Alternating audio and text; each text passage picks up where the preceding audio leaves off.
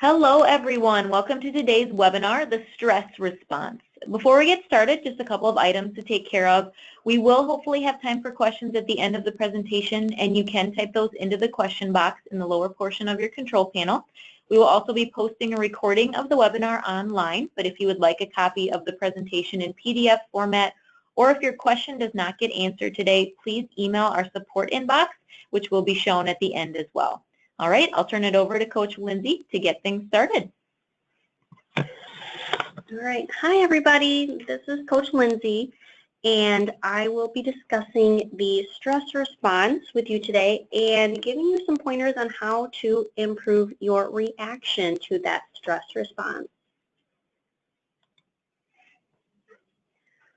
For today's agenda, I will give a few definitions. I'll define what stress is, discuss some health impacts that prolonged stress has on our bodies, how we unconsciously react to stress, the correlation of stress and food, a few relaxation and meditation techniques, how yoga can actually change your brain, how we can turn these techniques into daily habits, and then we'll conclude with some actual benefits of stress.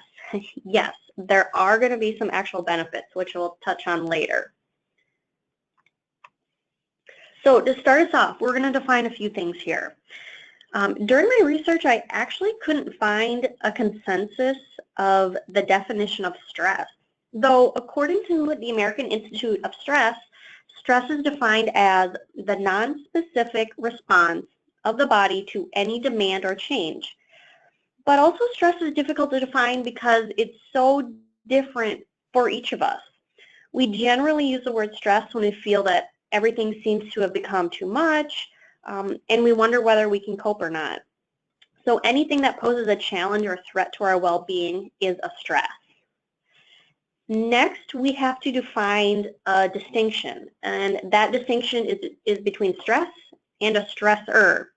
A stressor is an agent or a stimulus that causes our stress. Examples of stressors can be loud noises, unpleasant people you may work with, a car speeding past you, or even going out on a first date can be a stressor. Next, we have the fight or flight response. And this is going to be our last defining term today. When faced with a stressor, your body activates the sympathetic nervous system to either get away as fast as you can or to fight that stressor. When our sympathetic nervous system is activated, our body produces larger quantities of the chemicals cortisol, adrenaline, and noradrenaline, which then trigger a higher heart rate and muscle tension while also slowing our digestive and immune systems. A really great analogy that I found about stress was about a water glass.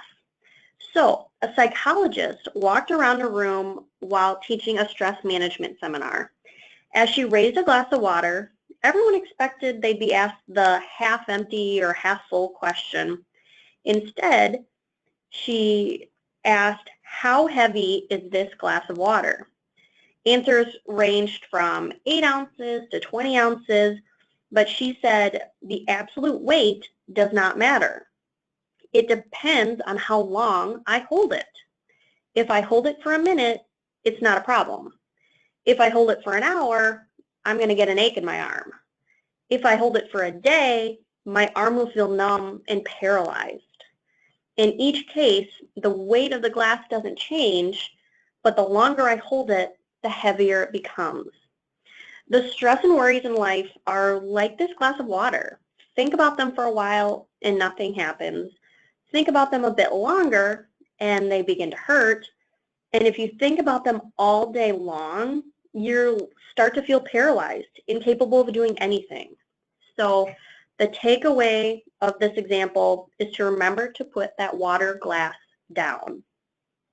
So from here, we're going to chat about what can happen if we hold that water glass of stress too long.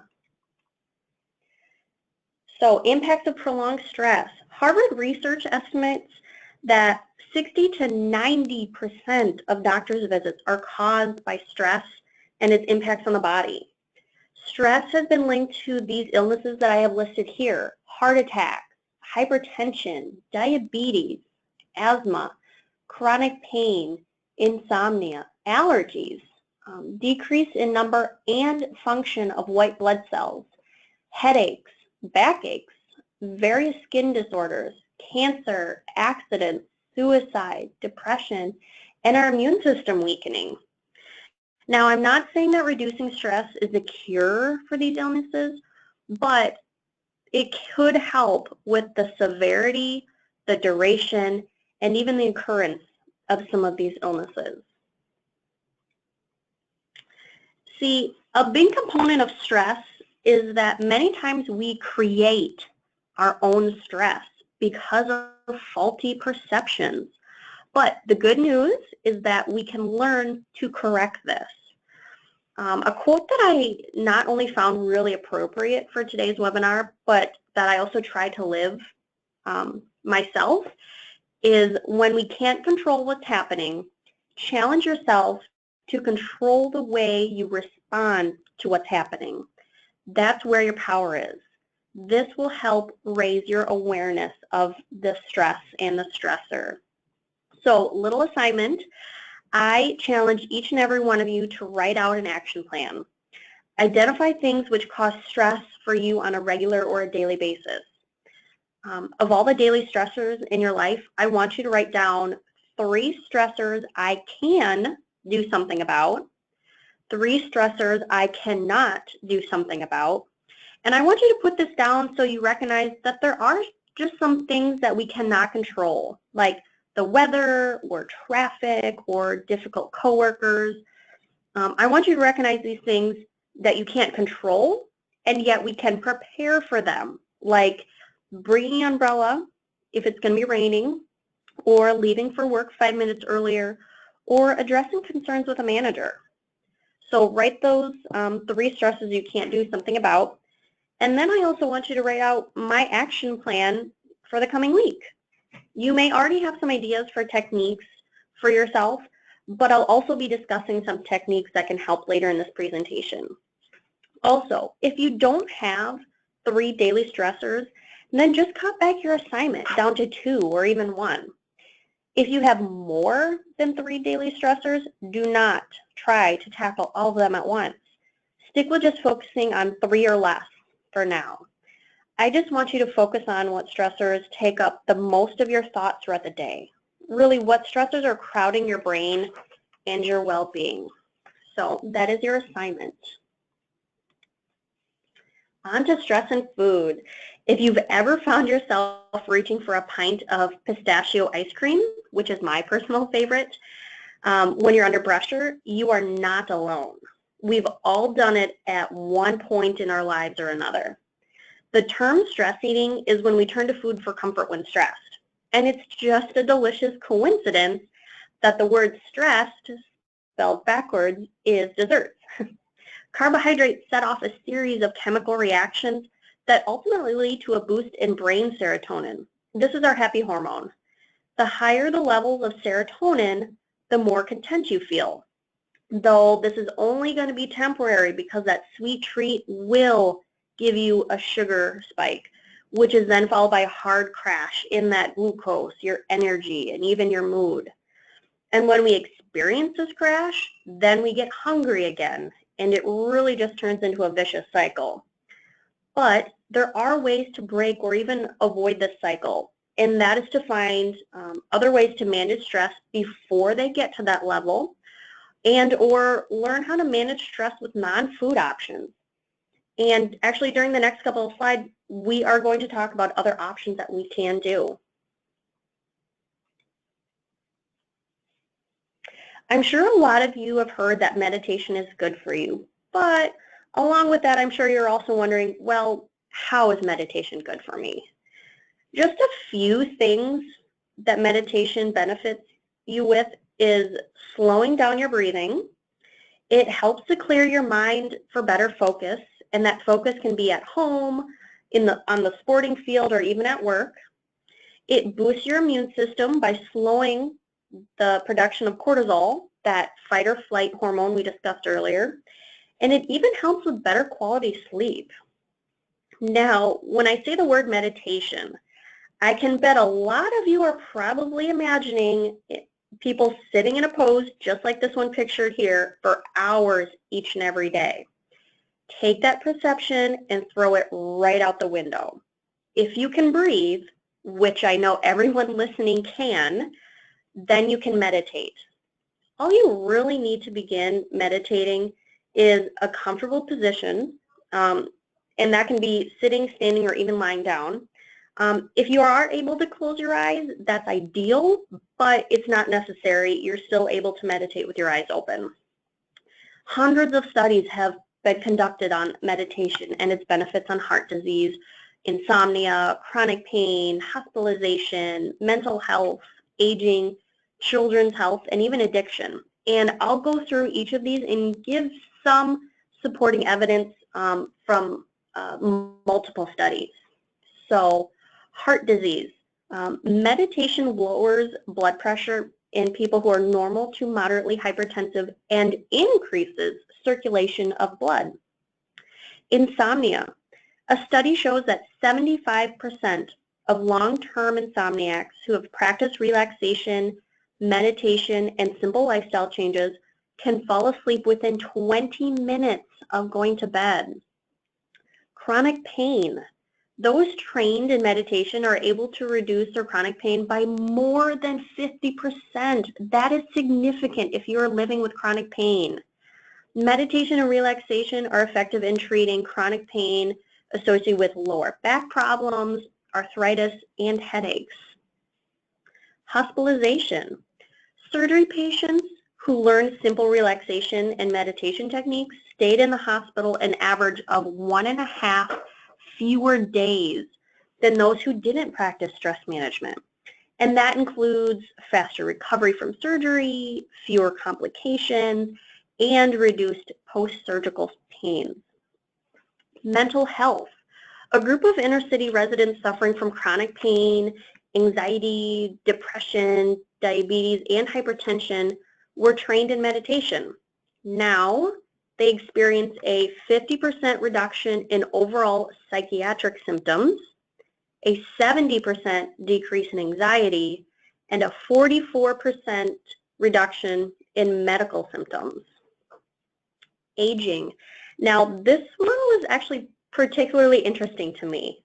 Those practicing meditation for more than 5 years were physiologically 12 years younger than their chronological age. Short-term meditators were physiologically 5 years younger than their chronological age. So with that in mind, meditation can be a kind of fountain of youth, if you will. Children's health. Middle school students exposed to relaxation and meditation techniques over a 3-year period, so the majority of their high school career, scored higher on work habits, cooperation, attendance, and had significantly higher GPAs than non-meditating students. And last, we have addiction. Meditation produced a larger reduction in tobacco, alcohol, and illicit drugs compared to standard substance abuse treatments and prevention programs. So whereas a conventional treatment and prevention program normally decreased use by 3 months, effects of meditation ranged from 18 to 22 months. And meditative self-awareness can reduce binge overeating. So connecting this back to our stress eating discussed earlier. In a study of overweight women, meditation training and awareness practice while eating, so this would include slowly savoring your food and the flavor and being aware of how much is enough, while doing this helped reduce binge eating from an average of 4 times per week to 1.5 times per week. So we've talked a bit about the benefits of meditation as a stress management technique. Now we're going to go ahead and touch on another option that's personally close to my heart, and that is yoga. While natural therapies, including yoga, don't have a ton of funding for major studies compared to the pharmaceutical and biotech industries, we are starting to see some compelling science emerge. Some of the best science to date showing how yoga changes your brain involves yoga's impact on anxiety, depression, and pain tolerance. Now, I'm not going to butcher the actual name of GABA, so I've listed it there for you to view on the slide. GABA is sometimes referred to as our body's chill-out neurotransmitter. GABA produces a calming effect similar to that of drinking alcohol, without the harmful side effects, of course. Yoga bumps up your brain's natural GABA production without the traditional anti-anxiety drugs. So while walking to lose weight can work, it may not be your best defense against anxiety. Practicing yoga unleashes more GABA in the brain's thalamus compared to walking. Because of its combination of breathing, meditation, and movement, yoga could be one of the best exercises to combat anxiety. Yoga also increases our gray matter. Gray matter is located in the cerebral cortex and the subcortical areas of the brain. Larger amounts of gray matter in the brain make us able to tolerate pain. But on the flip side, decreased gray matter, can lead to memory impairment, emotional problems, poor pain tolerance, and decreased cognitive functioning. So that is when we have less gray matter. But yoga and meditation have the opposite effect on the brain as chronic pain. People who regularly practice yoga have more robust levels of gray matter in their brains.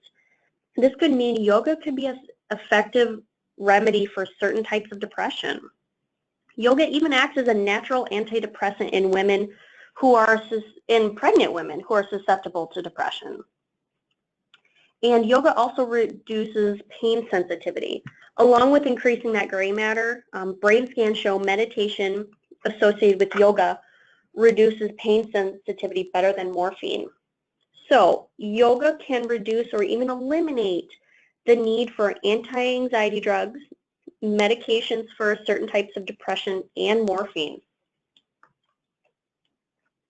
So I've been talking a bit about yoga, and I'm sure a number of you are just imagining yoga as people getting into impossibly pretzel-looking poses. Just like with our perception of meditation earlier today, throw it right out the window. Again, if you can breathe, you can do yoga. You don't need to be able to touch your toes or hold your breath for 2 minutes or stand on your head. Just utilize the mental aspects of practice and let yoga meet you where you're at. Now, I don't have time, obviously, to go through an entire yoga practice with you today, but I do challenge you to go online and simply type in desk yoga if you want to do that at work. Type it into YouTube. I did that today, and over 231,000 results showed up. So you're more than capable of finding one that resonates with you. Now, my first recommendation for creating a sustainable stress management technique is to practice them before you need them. Think of it as your stress management toolbox, if you will. Have a few options mentally handy to manage stress whenever it arises. Our coaches hear time and time again that people don't have time for anything extra to do in their day-to-day lives. So the beauty of meditation, deep breathing, and visualization is that you can do them wherever you go. So utilize the time you already have to practice for your toolbox. You can do this on the car ride to and from work, while taking a shower, as you're folding laundry, doing the dishes, or before bed, or even right as you wake up and prepare yourself for the day ahead of you. So the time is there in your schedule. We just need to be mindful of it and utilize it to our advantage. And I have provided a few breathing techniques. Our brains are so fantastic in that they take care of our breathing without us even having to think about it. But that simple act also takes away our mindfulness and our control to manage and regulate. Here again, I've just provided a few examples for you. First, we have the 4-7-8 technique. This one's pretty easy, and you can really do it without people around you even noticing. You breathe in slowly through your nose for 4 seconds. You hold your breath for 7 seconds. You exhale your breath for 8 seconds and repeat.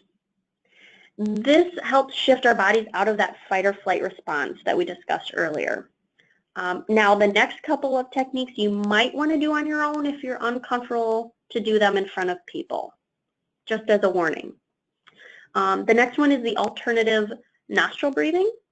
Starting in a comfortable sitting position, close your right nostril with your right thumb and inhale deeply through your left nostril.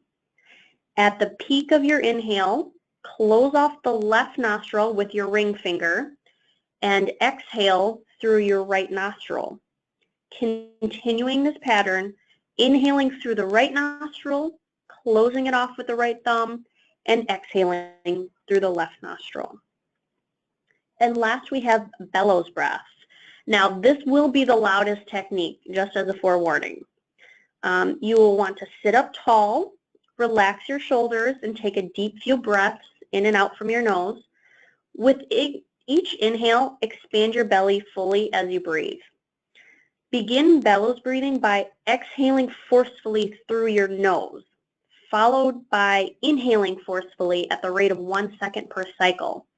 Make sure the breath is coming from your diaphragm. So keep your head, neck, shoulders, chest, keep them all still while your belly moves in and out. So now you have a few breathing techniques to tuck away right into that stress management toolbox. In conclusion, don't stress about stress.